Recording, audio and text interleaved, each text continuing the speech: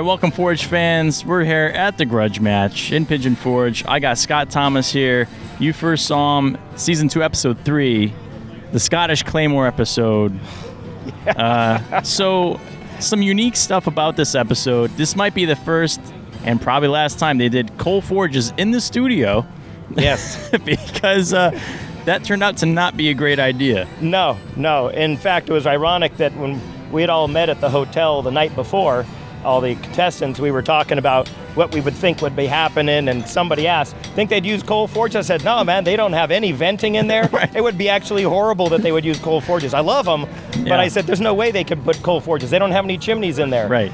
And when they showed up and they did that, part of my reaction was, great, a coal forge, you guys are toast. And then I thought, oh man, a coal forge, this place is just going to be full of smoke. Yes, and it was. It was. It was sort of like a Lord of the Rings, Dante Inferno, Satan's Workshop type of experience. It was very, neat, kind of a special effect almost, but I mean, that couldn't have been fun for those judges sitting there and the smoke around them all the time. It wasn't too bad where they were, but it was bad where we were. I know some guys' faces are just black. Yeah, we were honking out black boogers for about a day and a half afterwards. I believe that.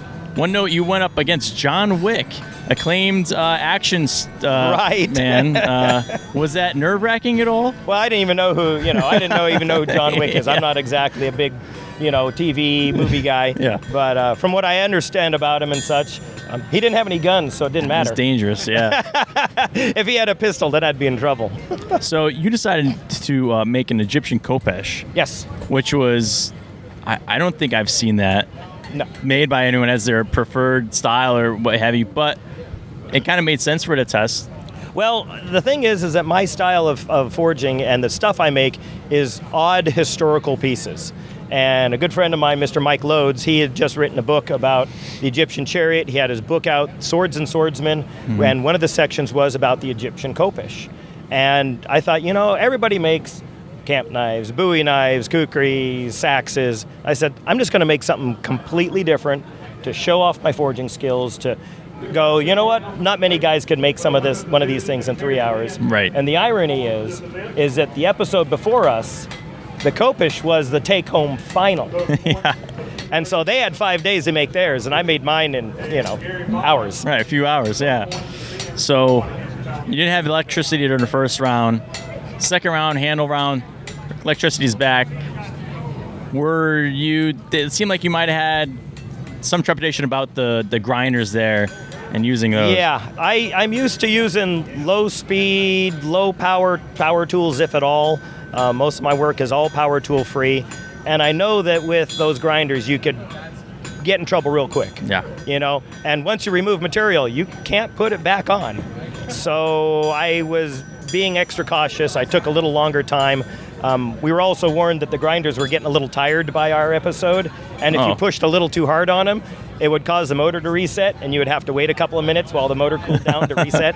So we were all a little cautious then too, because we were saying the equipment was running out, wearing out. So yeah, I was definitely out of my comfort zone in the power tool section, for certain. How did you feel when it came to the judging round as far as the testing with the strength test? You had to go into a nail.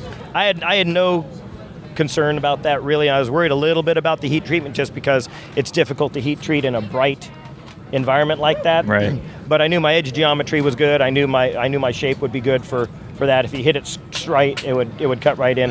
A lot of my tools I make are for cutting metal, chisels and things. Right. And I think, was it Nielsen that did that test?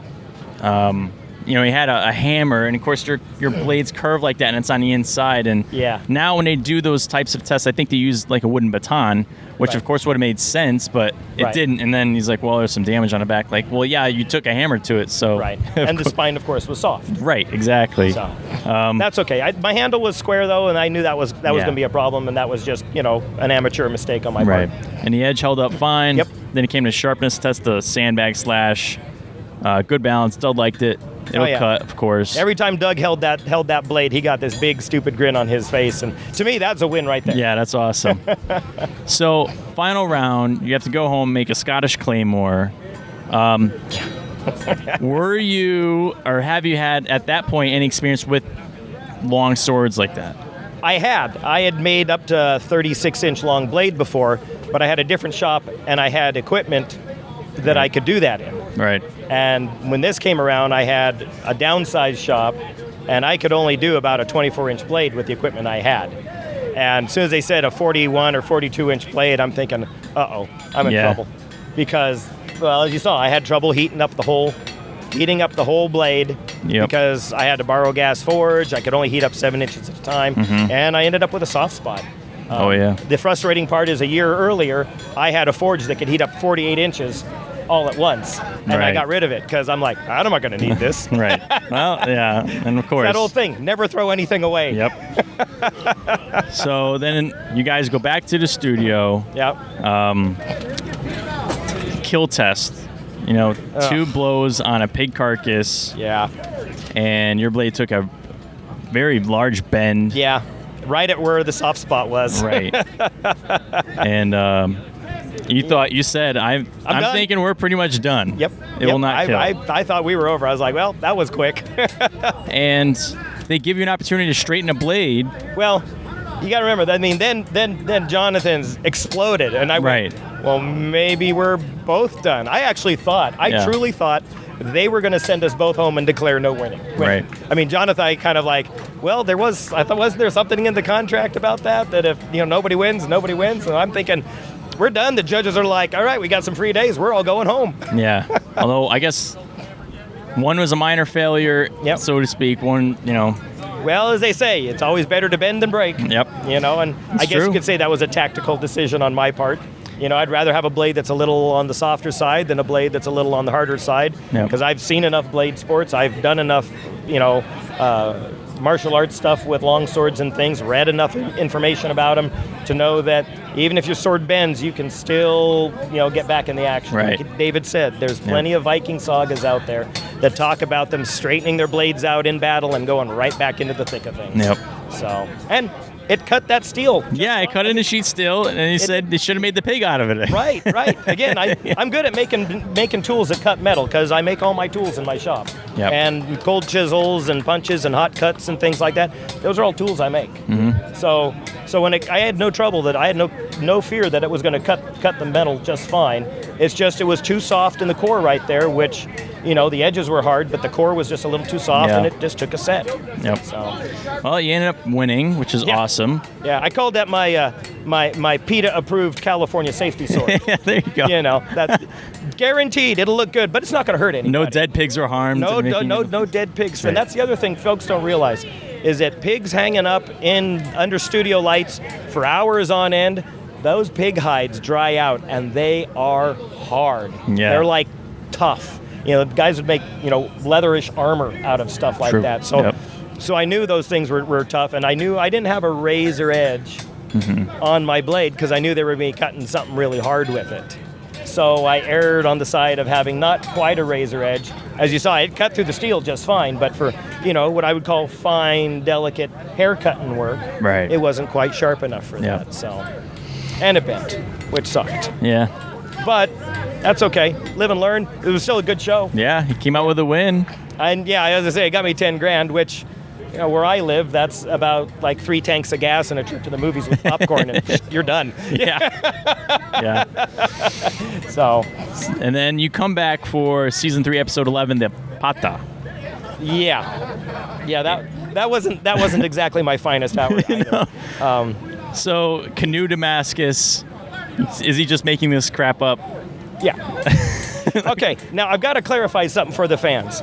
Now, I will admit that on one side of my blade, I didn't quite get all the Damascus off. But on the show, when they had that little arrow showing that line, that actually was a deliberate pattern I put little V-shaped pieces of soft metal in there. So the thing where their little arrow was pointing, that actually was per judge's requirement of putting stuff, putting a pattern, building a pattern. Gotcha. And they were claiming that was a flaw. Yeah. And now on the other side, there was a little section that the canister was still on. But that was kind of annoying that something that I put in deliberately, and then the graphic guys in editing pointed out what was supposed to be there and claimed it as a flaw. And I'm like, no, that was a chevron that I put in there. I was making a pattern per the instructions. Instead of just throwing shit in there, I actually tried to make a pattern. Right. And but again, mine was still a little bent. It wasn't as polished as the other guys. I mean, there was enough things in addition to that I would have voted it off too, compared to the other guys' blades. Right. But on the other hand, I was the only guy who did a through tang. Yeah. You know, everybody else just did a standard tang, but I did a through tang, as they mentioned and as they required me. My blade was forged out to where grinding work was just going to be finished grinding. It was down to the right weight. It was down to the finished size, but I didn't get all the canister off the offside, which they didn't show, and I had a little bit of a bend in it. Yeah. So when you get guys up there who are as good as those guys, you've got to nitpick. You've got to do what is the smallest little thing, and you know, you're getting the boot for the smallest thing. It's true.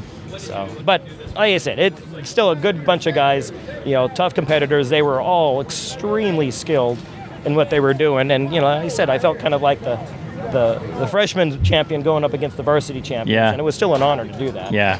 And I'm a little smarter at doing canoe Damascus. Hey. One mistake. I took one welding heat too many. Yep. You know, if I would have stopped when I thought I should have stopped, I would have been fine. I would have been able to pop that canister right off, but I thought, I'm going to be safe. I'm going to weld it one more time. Yep. And that was all she wrote. That's me, and right there, that was it. I was done right there. One mistake. Yep. And that's what the show's about. You make one mistake, you're done. That could be it. You're done. So we have some general kind of rapid fire-ish questions. Do you have a yes, no, maybe, kind of a low, sell high preferred steel to work with? Yeah, most all my work now is all wrought iron and 1080 carbon steel. Okay. That's the stuff I use. I mean, that's what I like using. I like welding all that stuff together. It fits the style that I use, which is no power tools and such, so it's a good steel to work with. It's forgiving with the heat treatment, but it'll make a quality knife that 99.9% of the people will never use beyond its performance abilities. Right. So, like I said, 1080 wrought iron, that's pretty much what all my blades nowadays are made out of. I get to some bigger stuff, I'll maybe use some 5160, but even then I'll probably still go with the 1080 steel for the long blades. Awesome. Stainless steel or no stainless? No stainless whatsoever. Okay. Favorite Damascus pattern? I actually do welded overlay patterns. I'll do a lot of twisted herringbones and kind of Viking style Damascus patterns, but I also do overlays where I'll take some soft iron and I'll do scroll work and then I'll weld that in the top. And since I don't use power tools, I do very little stock removal. Any pattern that I weld into the surface is still going to be there at the finish. Yeah. So the Damascus that everybody else does with the big billets, cut it, reveal the pattern inside the block, I don't do any of that stuff because I don't have the tools and that's just not my thing. Right. When it comes to finishes on blades, coffee or mustard? I've used the mustard before. I haven't used the coffee, but I'm thinking with some of the wrought iron, the little darkening brown of the coffee would probably do some really nice stuff. Most of mine I do right now is I do vinegar. Oh, okay.